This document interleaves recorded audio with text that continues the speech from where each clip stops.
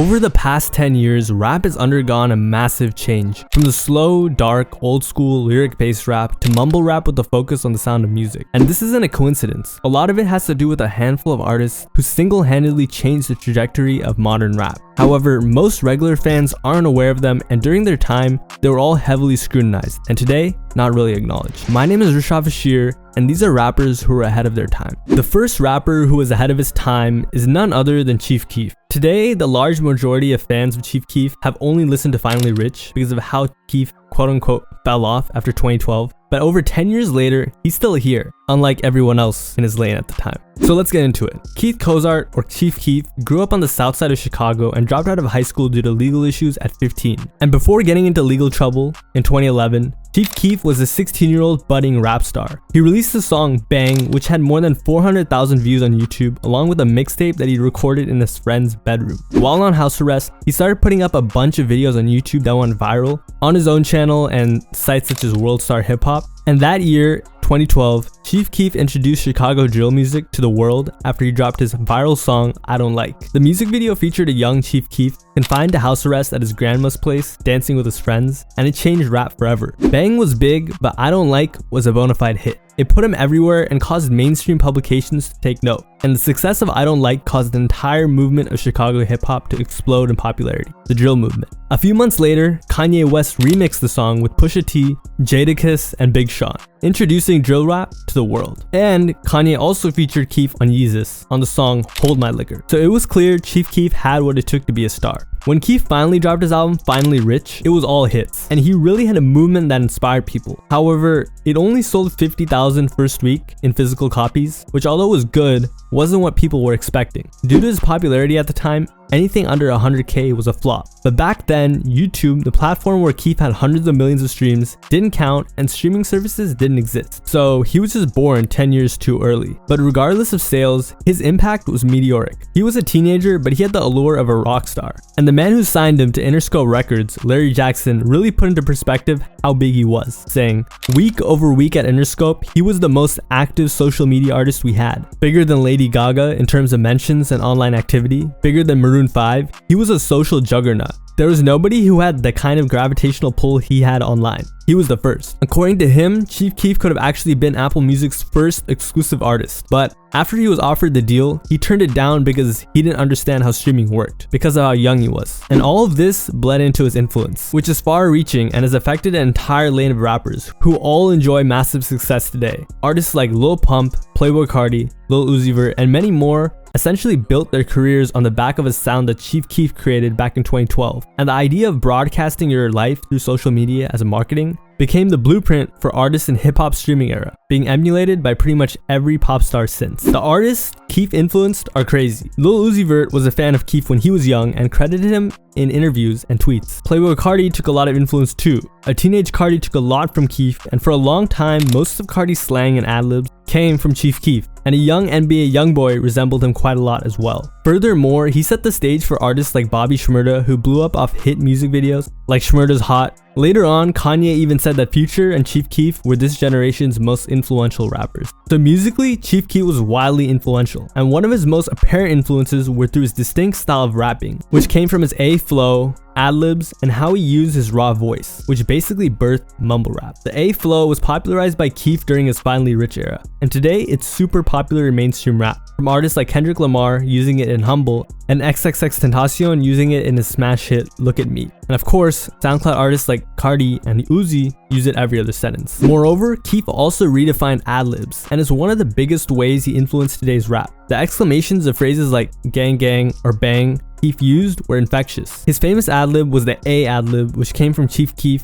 and rappers like Travis Scott, Lil Uzi Vert, and Carti became known for using it. Funny enough, in 2023, Uzi and Travis even made a song called A. And by doing this, Chief Keef expanded how ad-libs were thought of and previously used. Instead of using separate lyrics, there were backing vocals and made his songs feel full. Today, using ad-libs like this is a staple in hip-hop, and people don't realize it wasn't a thing 10 years ago. Even pop artists like Ariana Grande are using them now. The use of his raw voice is another way Chief Keef influenced the youth. You don't care that Lil Uzi Vert, Playboi Carti, or almost any other rapper who can't sing, can't actually sing. Instead, you like it. And that's largely because Chief Keef normalized rappers using their natural raw voice. So combining all of these musical influences, you get mumble rap, which is why Keef is credited for not only creating drill music, but also mumble rap, which he agrees with. Moreover, Chief Keef's impact extended beyond the genre itself. He helped kick off the age of internet marketing and rap, and was one of the first artists to truly harness the power of the internet and social media to build a dedicated fan base. Chief Keef basically invented doing stupid stuff on the internet to promote your music, and people enjoyed the stunts he did. Some of the most famous stunts include posting an Instagram video of a woman giving him, telling Katy Perry to calling Lupe Fiasco and threatening to him. Even Keef's initial backstory was riddled with intriguing yet somewhat disturbing anecdotes, like how he got into with the police at only 15 years old and was placed on house arrest. But perhaps where he was most influential wasn't his music or how he marketed himself, but the culture. For example, he invented the word thought. And like this Twitter user said, today it's everywhere. Chief Keef changed the world when he introduced us to the word thought. Beyonce has said it like 30 times on this album. But not only did Keef create popular phrases, he also sparked visual trends, like in fashion. From 2012 to 2015, tons of kids copied his look, most famously making it trendy to wear True Religion. He took over to the point where everyone, even kids from the suburbs, wanted dreads back in 2016, wearing True Religion, polos, copying everything from his mannerisms, to sagging, to his stance. Even people across the globe in the UK were copying him. So at a time in the 2010s where rappers like Ludacris, Drake, and Soulja Boy were making club music, Keef started the rebellion of a new generation of rappers who went against the status quo. He was unironically a glitch in the matrix, and to me, the perfect mix of the underground and mainstream. Underground where he had the freedom to do whatever he wanted, but mainstream enough to have the exposure and impact. So what happened? Why didn't Chief Keef reach the top of the rap game and continue his mainstream success? Well, Chief Keef was a teenager, and when fame hits you young, it's hard to know how to act and take advantage of the opportunities that you're presented with. For example, he'd show up late to everything, if he even did, and was banned from multiple venues for his behavior. For example, when 50 Cent and Wiz Khalifa remixed Hate Being Sober, a huge opportunity for him at the time, Keef didn't even show up to the music video, and he was banned from the BET Awards for a decade due to his behavior. Furthermore, the allure of Chief Keef's drill scene began to lose its luster, and when it fell, so did Chief Keef. You see, after finally rich, Keef released a slew of mixtapes that went largely unnoticed. Everyone was thinking the same thing. Chief Keef fell off commercially, and he was dropped by Interscope, the label who could have turned him into a superstar if he played his cards right. Unfortunately, he had no one to blame but himself. He just made dumb decisions after dumb decisions, and fighting a record label never really works. To mainstream fans, his music had a massive decline in quality, caused by his newfound liking to substances, which made him slur his words and his music was less coherent. And over the years, Chief Keef has faded into obscurity and lost the huge following he garnered, which I guess is fine with him because, as this article in Complex said, Chief Keef is an icon in an industry he doesn't care for. And in 2015, Keef and his crew finally left the Chicago area for Los Angeles, where he lives today,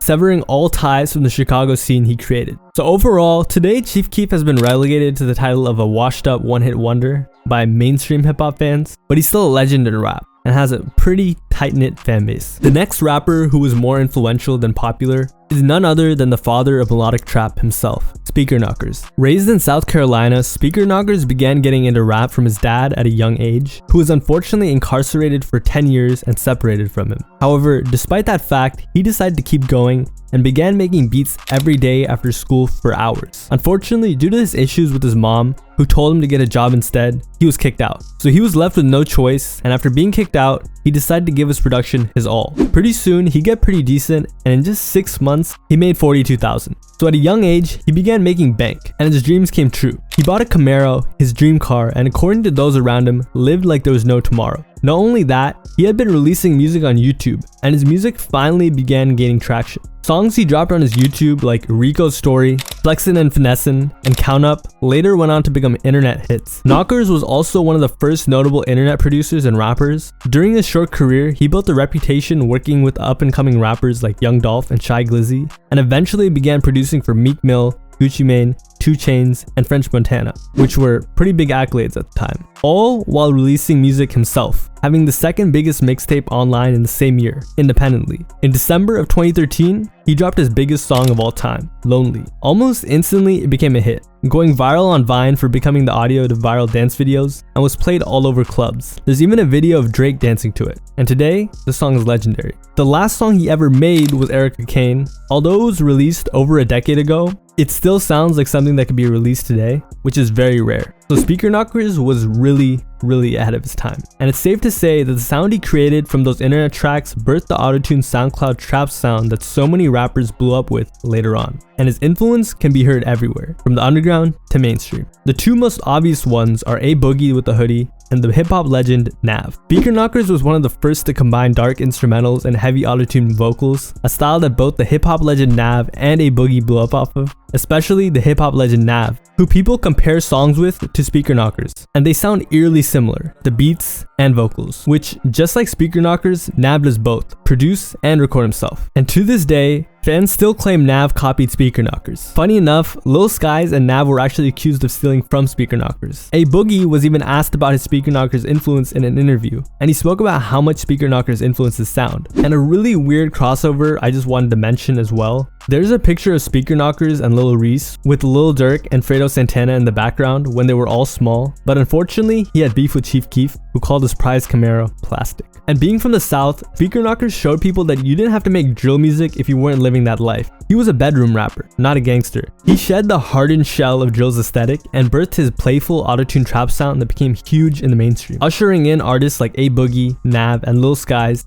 and paved the way for many more younger rappers as well, such as Lil Tecca. His influence was crazy. Roddy Ricch credits Speaker Knockerz as one of his biggest inspirations, and even 6ix9ine was seen playing Speaker Knockerz music. Roddy Ricch actually spoke on the influence he takes from Speaker Knockerz in an interview, and the list goes on. Kevin Gates made a remix to one of his songs, a Teenage Kodak Black remixed his music, Lil Uzi Vert shouted him out on his song Alone Time, and Denzel Curry shouted him out on his song Naughty Head. Even young artists were influenced by Speaker Knockerz. The Kid Leroy remixed him, Lil Mosey's first flip was of a Speaker Knockerz song, Scared Money, and Lil Tecca made a post to commemorate him. All because when Speaker Knockerz was coming up, he was one of one, literally. So it's safe to say Speaker Knockerz was wildly ahead of his time, influential, and respected. So what happened? You're probably wondering why Speaker Knockerz himself didn't become a mainstream star, right? Well, unfortunately, on March 6th of 2014, Speaker Knockerz was found lying on the ground in his garage, right next to his Camaro, of what seemed to be a substance-related overdose. The week before, his family members were worried that he'd gone missing.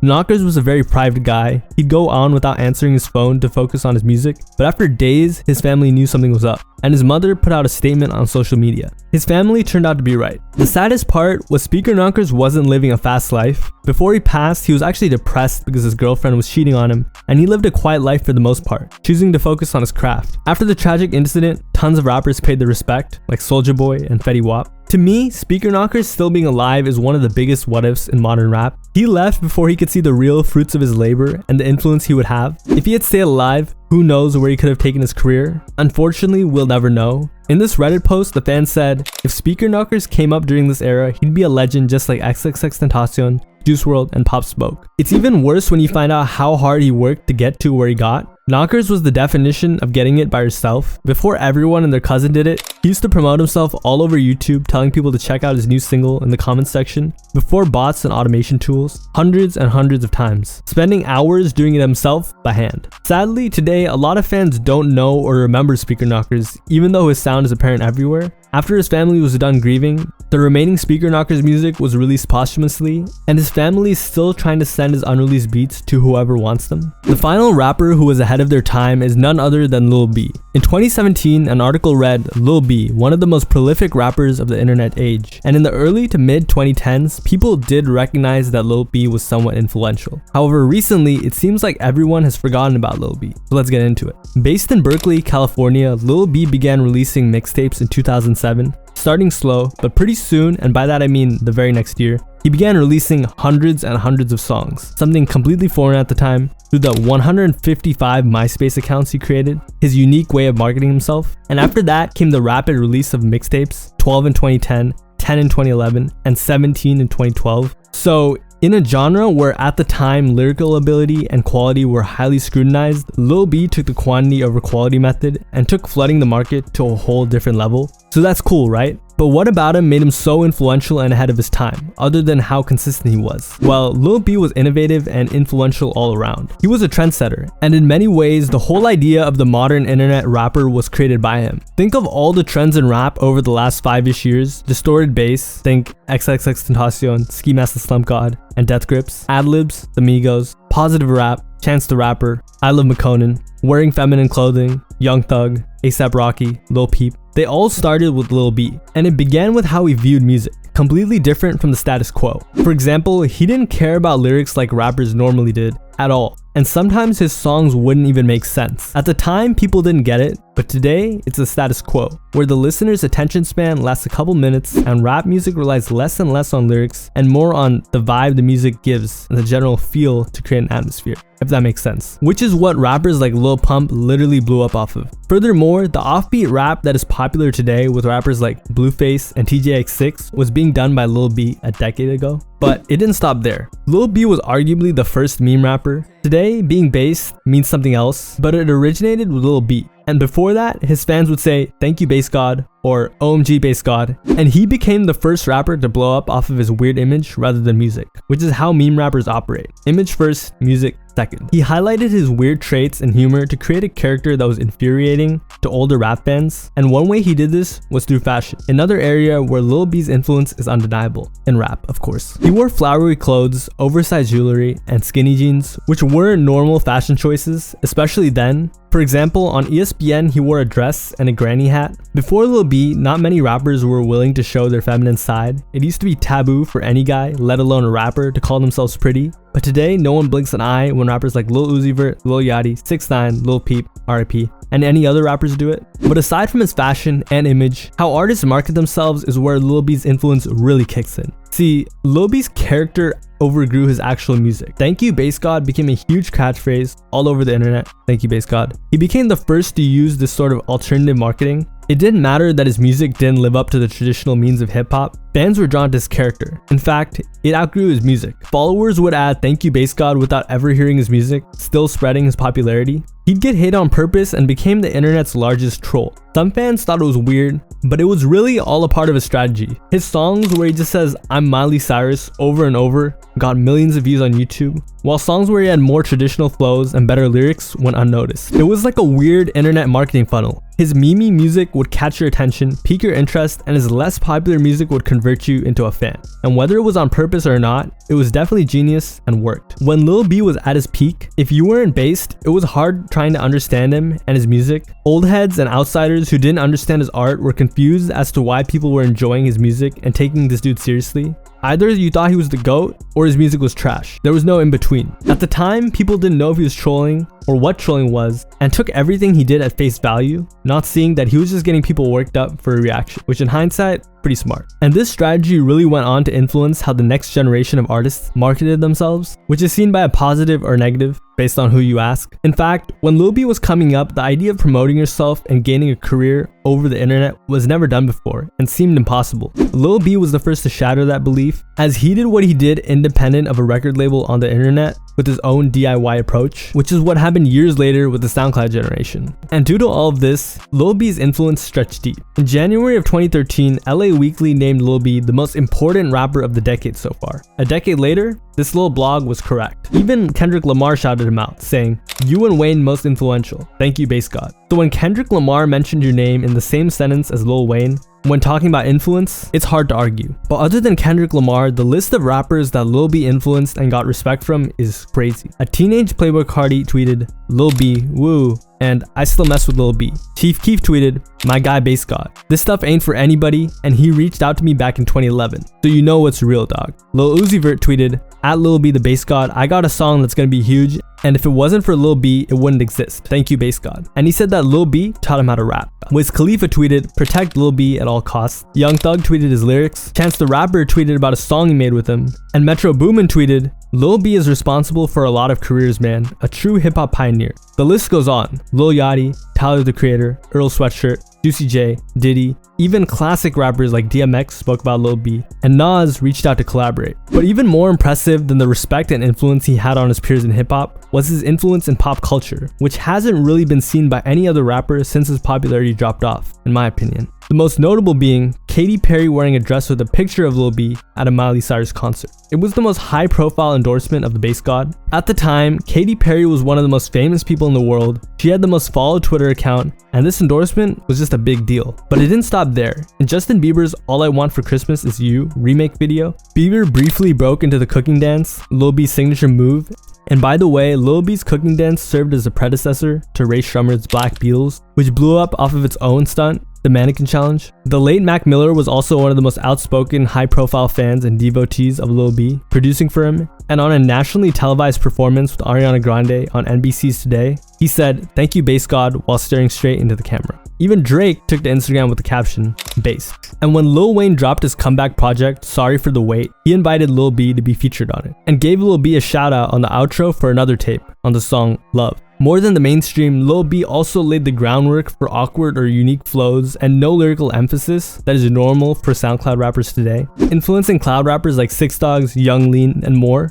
Lil B's flow just worked, and his out-of-pocket flow influenced Young Lean on songs such as Against Sex Strip 2002, when Lean was a big fan. Even the notorious hater Joe Budden gave Lil B his flowers. That's how you know he was influential. But today, the respect for Lil B has all but evaporated. So what happened? It actually started when Lil B got sucker punched in the face, and it kind of ruined his career, because back then, that was something that people really cared about. And he was forced to somewhat go into a hiatus after that. To add to his misfortune, Lil B had plenty of missed opportunities that in hindsight, due to his I don't care attitude and just how he was as a person, fell through. For example, he was supposed to perform at the Grammys, but he said he didn't see the email because he doesn't check his email, a side effect of not having a team. And because his music was so off-kiltered, not many rappers actually wanted to collaborate with him. So today, he's barely remembered by fans. He could have blown up if a label took his stuff and packaged it, but he released his music for free, and eventually people copied him and became bigger. And if he had come out a bit later, things may have been different. Recently, he's still an internet legend of course. Lil B hasn't been up to much. He went viral on TikTok for his song Swag Like Ohio,